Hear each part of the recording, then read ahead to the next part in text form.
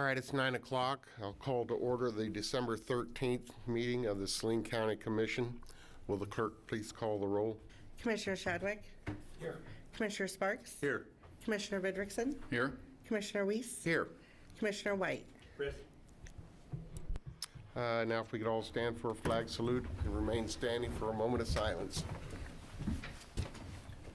I pledge allegiance to the flag of the United States of America and to the republic for which it stands, one nation, under God, indivisible, with liberty and justice for all.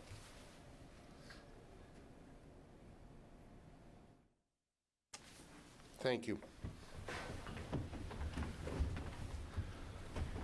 Now move into our citizens input portion of the meeting. Anyone who wishes to come forward and speak on Saline County business, please do. Seeing none, we'll move on to the consent agenda. The consent agenda consists of approval of public forum agenda, approval of tax roll adjustments, approval of accounts payable, approval of county commission minutes for November 22nd, November 29th, and December 6th, Criterion subscription services agreement, approval of change order for plumbing repairs for juvenile hall remodel, and approval of agreement with Hutton for construction manager services on courtroom and office remodels. Move approval. Second. We moved second. We approve the consent agenda as read. All those in favor say aye. Aye. Aye. Opposed, same sign. Motion carries. Now move into our action items. Item number 1. Livestock and Expo fee schedule 2022-61 with David Flaherty II, Livestock and Expo Director. Good morning, David. Morning, Commissioners. Good morning. So this morning I'm here for request for action to approve the new Livestock and Expo fee schedule effective January 1, 2023. And also I'd like to implement a non-refundable administrative fee of $150 for pre-booking rentals. The fees in the building for building rentals were redone for all buildings in 2011. And I did send that out to an attachment. I could read that out if you guys would want. In 2018, the Expo Director raised the fees for 4-H building to $800 and Kenwood to $700, but has not messed with any of the other barns. So at this time in 2022, due to rising utility costs and after some improvements have been made and comparing costs with other facilities, the following fee schedule is what I have proposed for today. And that is an attachment 1B. If you would like me to read that out, I could. No. The alternatives for actions is to approve requests for action, deny and have staff reevaluate, or deny and leave it as is. Staff recommends approving the fee schedule as stated, including the non-refundable administrative fee of $150 to offset rising costs, to help offset the rising cost of it. And I'm open for any questions. Well, one quick question. The 150 non-refundable, is that applied towards the rental? Correct. Okay. So we are having events that are wanting to book a year, 2 years out. And then as it gets closer, within 4 or 5 months of their event, we try to reach out. We still don't get nothing. And 4 or 5 months closer to the event, they will actually finally cancel. Well, now we're having issues trying to fill that spot. So we want to implement this fee to make sure that, and then once the contract's made, they do hold their event, we do subtract it off the balance. Okay. Is there a time that they have to cancel within or anything like that, or? So under current contract, there's 3 different cancellation times because due to unseen circumstances, you can cancel right up to the last minute, like for when COVID hit. The contract itself, last year when we redid that, the contract itself did go through county council as far as the cutoff dates when they can and can't call.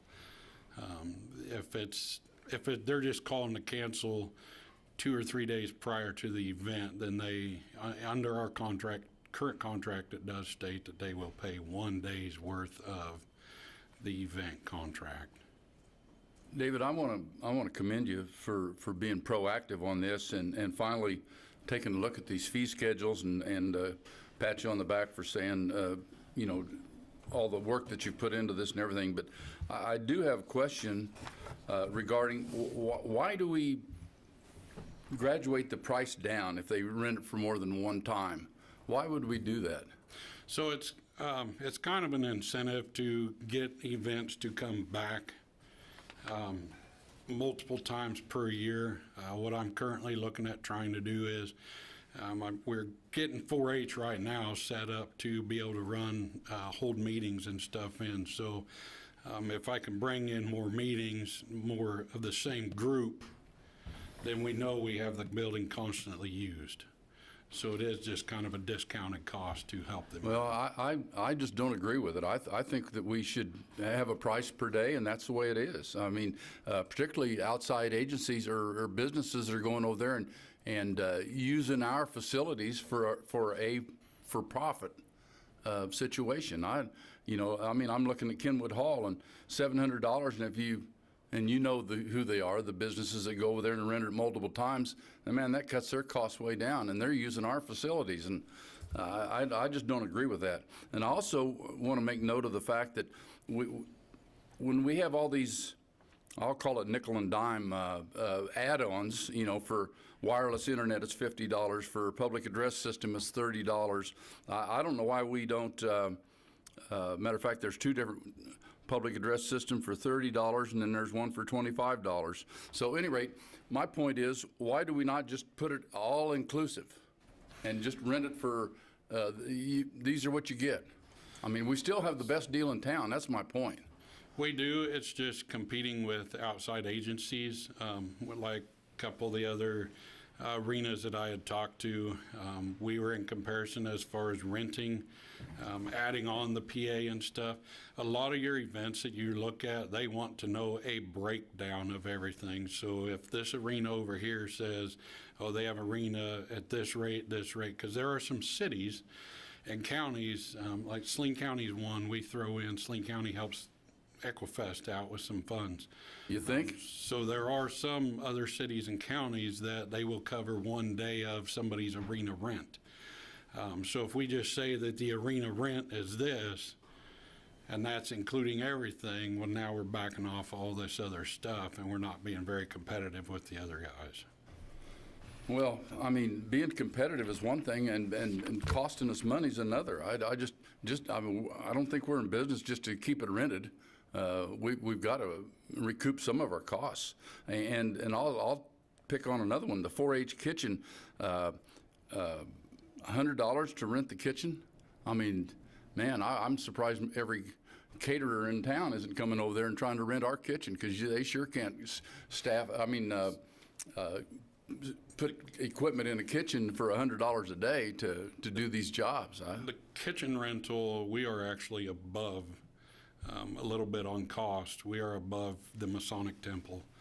The Masonic does rent their kitchen out. It's a commercial kitchen as well. They do rent it out for $10 an hour, which an 8-hour day would be $80. However, our kitchen can rent out, when we rent that out, it can be longer than an 8-hour period for the $100. Something you said that kind of wiggled my ears. We have that $150 administrative fee, but currently, someone books it for a 3-day event and they pull out, they pay 1 day rental? Pay 1 day rental if they pull out within 2 weeks prior to the event. And is that still on the books, or? Correct. So it'd be on top of the 150? Correct. Okay. Correct. Do they have to pay that up front, or? So the 150 will be paid up front, but for us to even pencil you in on the calendars, that's going to be paid up front. That's discussing it with county counselor. He said if we did pencil them in and then waited time to have them pay, we're still back to square one where we're at right now. Yeah, I would think so.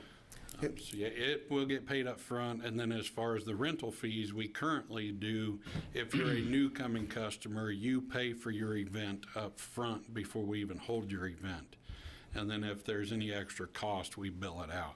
Reoccurring clients, like the horse shows, cattle shows that we have every year, we just send them a bill. Did you happen to plug this suggested fee schedule into last year's rental and to see what that would have done on the P&L sheet? No, I did not. I was going to, and then I thought, That's a lot of effort, I know. Mr. Flaherty, couple questions. First off, my comment is the fee schedule is presented. I think you did a good job on it. I need some clarification in regards to charitable and community organizations. What encompasses all of that? Because I don't know. that is nonprofit. Any organization that is nonprofit.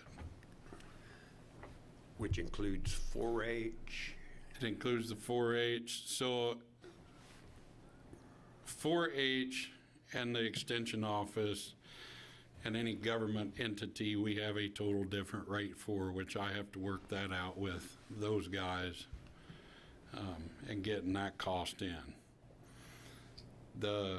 Like Equifest is a nonprofit horse show, so they would get a discount. Our Area 6 miniature horse show is nonprofit, so they would get that charitable discount.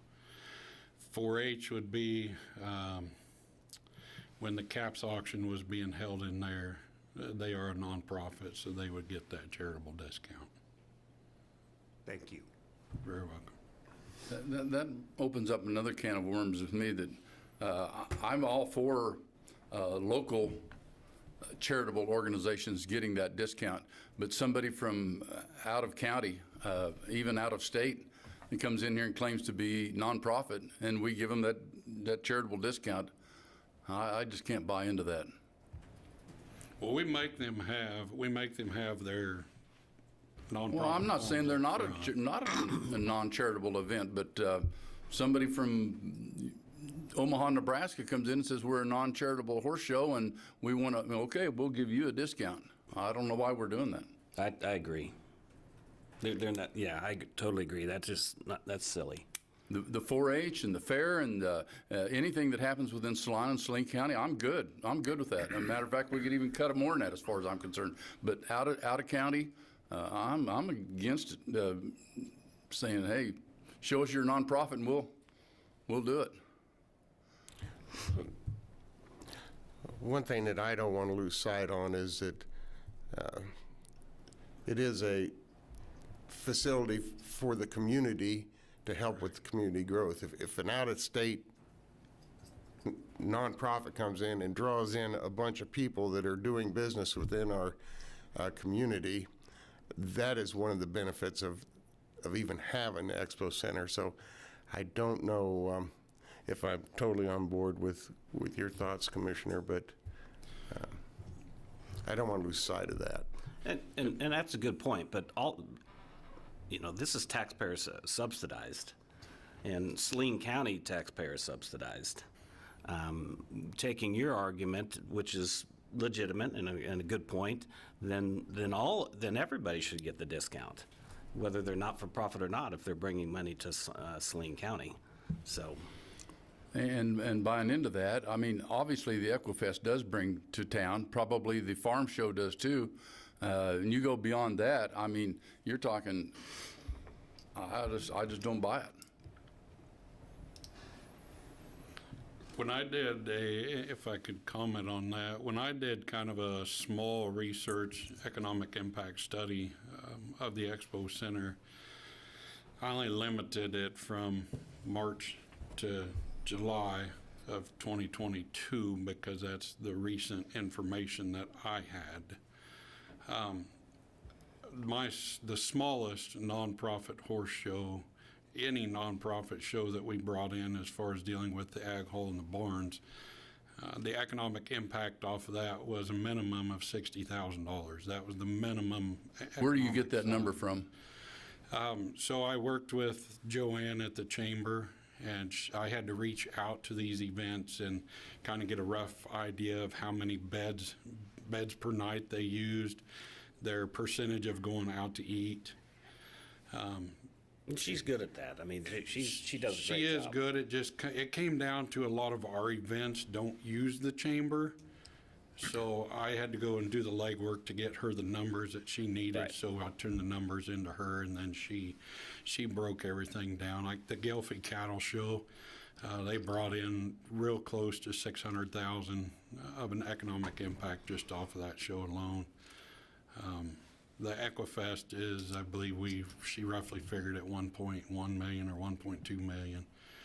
And as far as the nonprofit, I'm currently working on a 2-week long horse show that wants to make Saline County, Salina, their home for 5+ years. And that's the benefit of them coming here, is the economic side. So to be able to offer them the discounted nonprofit rates is where I was looking at as far as the community side of it. I understand that. I do understand that point. And I do too, but I still, I mean, your cow show that you just talked about, how many head of cattle are shown? I mean, So roughly. That Gelfie Cattle Show, we had 395 head of cattle. And how many exhibitors does that entail? Does every cow have an owner? I mean, obviously every cow has an owner, but does one guy bring 30 head or one head or what? So it kind of depended on which state. Like Rhode Island brought 5 head of cattle. New York brought 2. Kansas, I believe Kansas head of cattle was 30 or 40. I'd have to go back and look at my notes. So it kind of depends on what they did bring.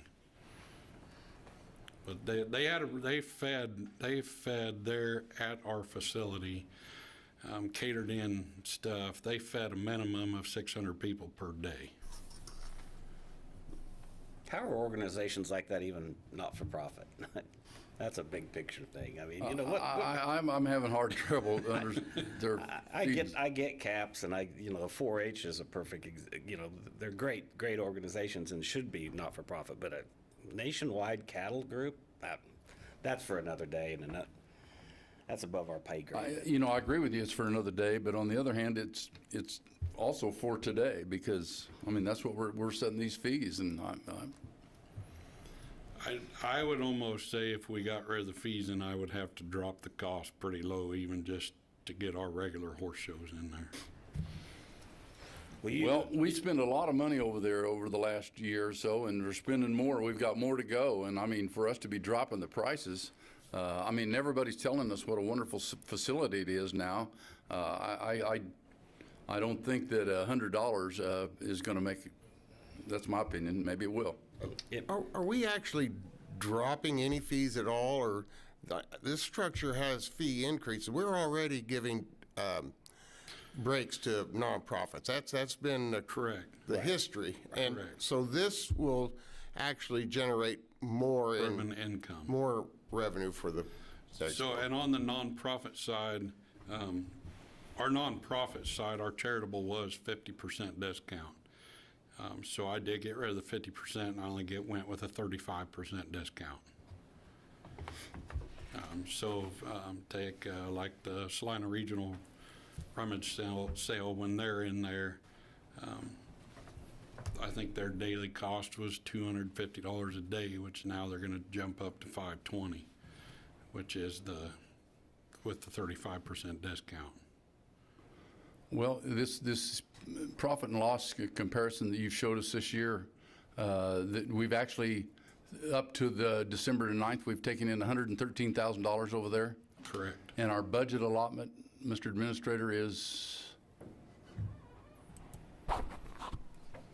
I think it was 70 for 22. We've raised it to 80 for 23. Our budget for over there is $80,000? Revenue, that's what you're looking No, at. I'm okay, but our budget line, I may have misstated. Our budget line item was roughly, do you recall? Expenditures for the Expo. Center? Is that When what we you're set our asking? budget at the beginning of the year, we set a budget amount for the Expo Center. Expenditures to run the Expo Okay. Center. Yeah, that's over 500,000, somewhere north of that. That's. Yeah, we so, do you not know, make money. So we're on the talking Expo Center. $400,000 that we still. We still subsidize, but. Well, David, you do a All good right. job. You do a good job over there, and I don't want to hamstring you on the things. And so maybe I'm making a mountain of, making too big of a point on this. Yeah, I just want to, because I'm with the situation here, is like, I just want to commend you and thank you for bringing in the different shows and everything you do to help the community, help bring in more money. Because like you was just saying, it's like the more you bring in, the more that every restaurant, every motel, and everybody else does benefit. The whole city, the whole community benefits from it. So I just, if that takes a little bit of the subsidized, because we don't get any of the bed tax, we don't get any of this, the revenues from all the benefits of what you bring into this community. So I have to look at it going, it's a great win-win for all of us. So that's just, I just wanted to say that. Thank you. Thank you. And to comment back, I would have to say the bed tax is I've spoke with Phil several times. It is a frustrating thing. Oh, yep. So, No doubt. Yeah. So, but thank you.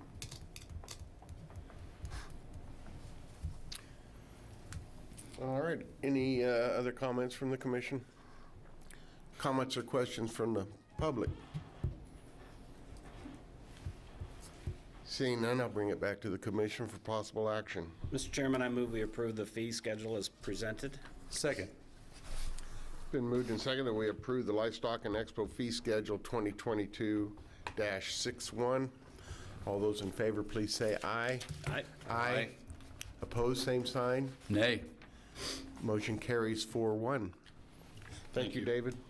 Thanks. All right, item number 2. End-of-year resolutions, 2022-59 with Philip Smith Haynes, County Administrator. Good morning, Commissioners.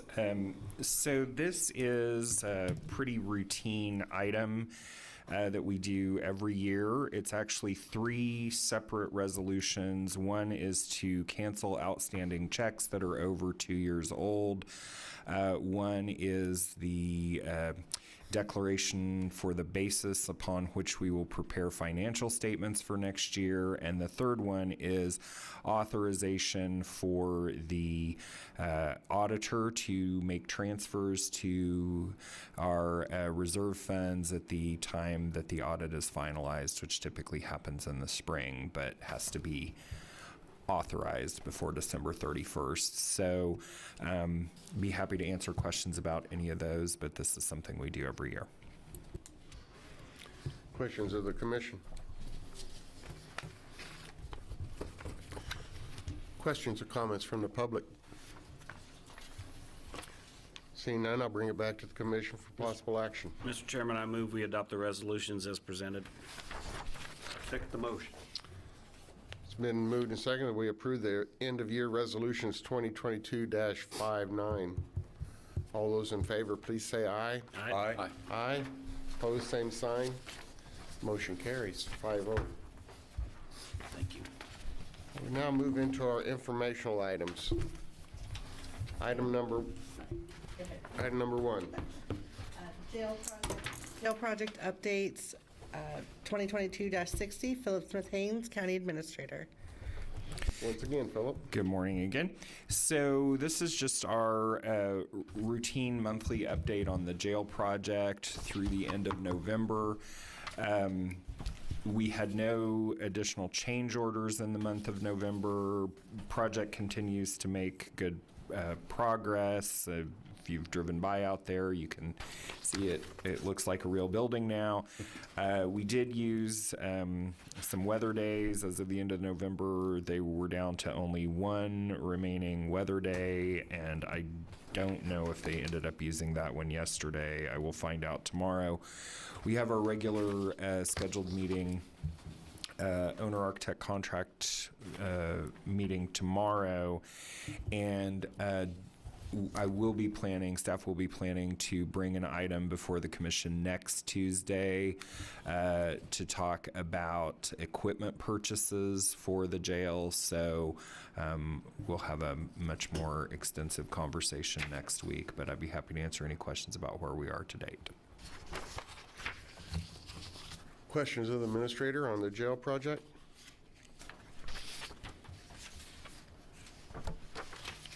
Seeing none, we'll move on to item number 2. County Administrator update with Philip Smith Haynes, County Administrator.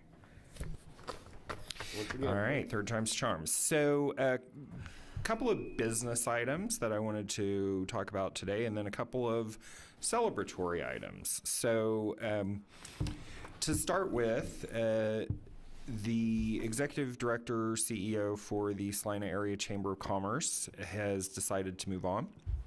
And as a consequence of that, they will be doing a new search for a replacement for Mr. Brown.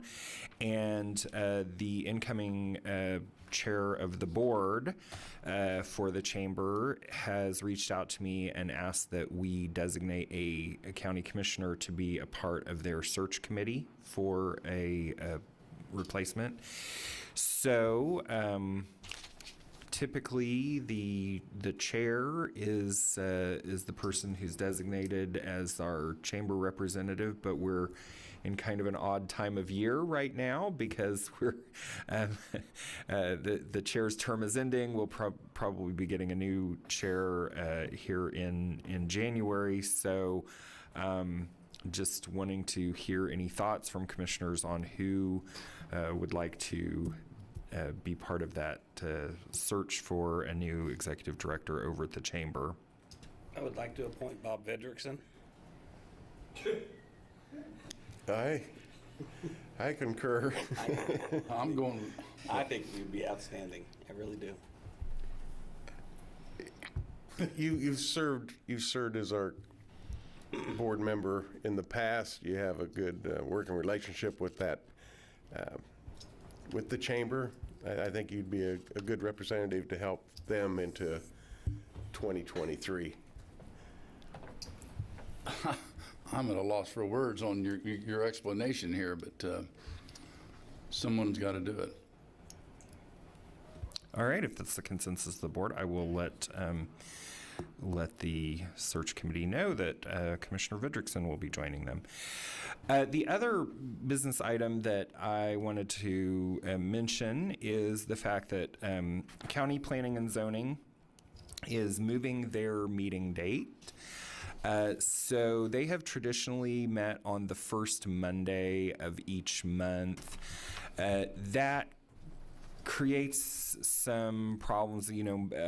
Federal holidays are typically on Mondays. Labor Day is a conflict every year, sometimes other holidays. And then the city commission also meets on Monday afternoons, and depending on the length of their meeting, we've run into sometimes. So the Planning and Zoning Commission was very gracious, searched for another day, and have settled on the fourth Tuesdays of the month. So they voted on that at their last meeting, and that will go into effect in January. They will start meeting on the fourth Tuesday. That's something that does not have a conflict for this room. So I just wanted commissioners to be aware of that.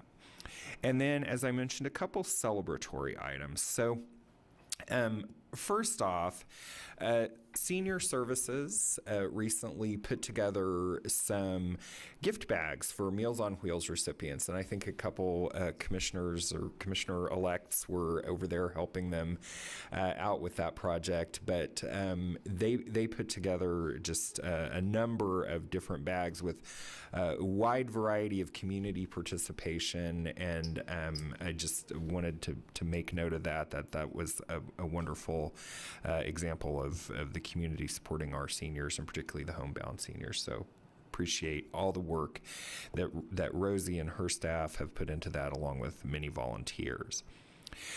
The second one is the National Association of Counties, of which, of course, Saline County is a member, does an art contest for school kids called I Love My County Because. And it's intended to gather art pieces from around the country, all the different counties around the country, and they create a calendar each year with the winning art pieces. And happy to announce that a Saline County resident got an honorable mention in that. Charlotte Couch with Cornerstone Classical School was one of the honorable mentions this year in that contest. So very, very proud of her, and we'll try and get a copy of her artwork and present that at a future meeting. But that was what I had for today. Very good. I have a quick question. The luncheon tomorrow, that's an open meeting. I mean, do we have to announce that since there will be 5 commissioners there? It is and county councilor popped his head in, but so it is a social event, Okay. and we will not be discussing county business. So it's not considered an open meeting, but I will, thank you for announcing that all 5 commissioners will be in attendance for some lunch tomorrow. Lunch, right? Yeah. Okay, I just didn't want to run afoul of anything. Very good. Item number 3, Commissioners' comments? comments from the commission? Seeing none, item number 4. Announcements? Do we have any announcements?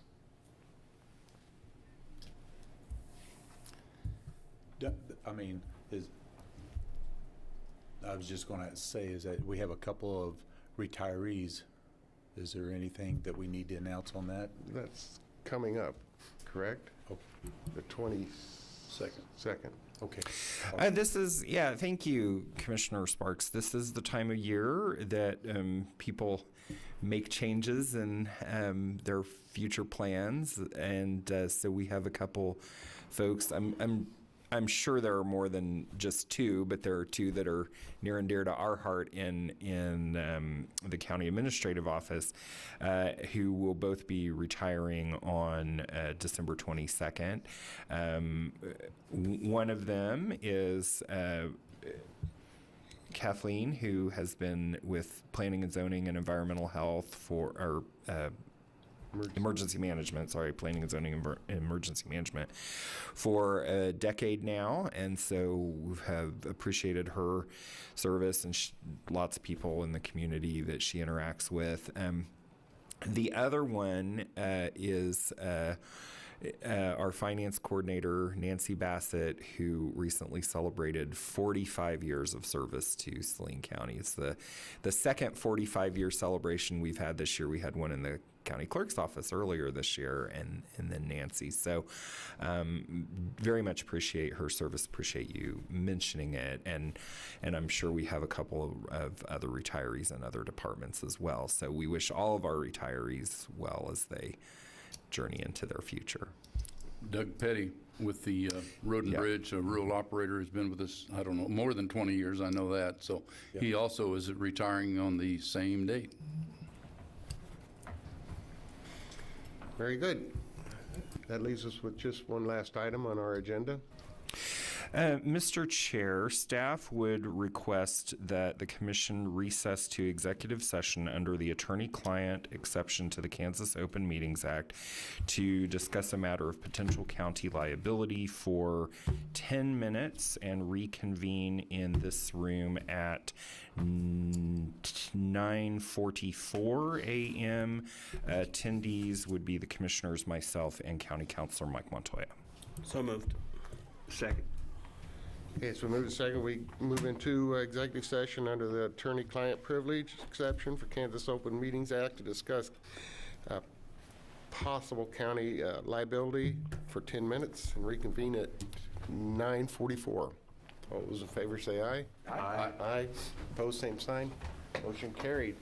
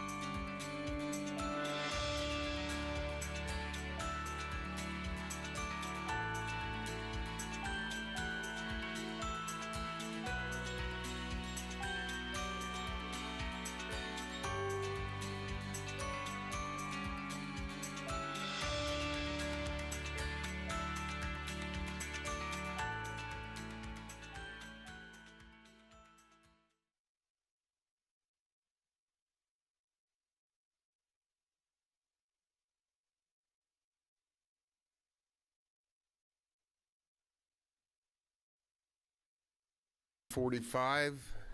We're out of executive session and no action was taken. So I believe that brings us to the end of our agenda. I would entertain a motion for adjournment. So moved.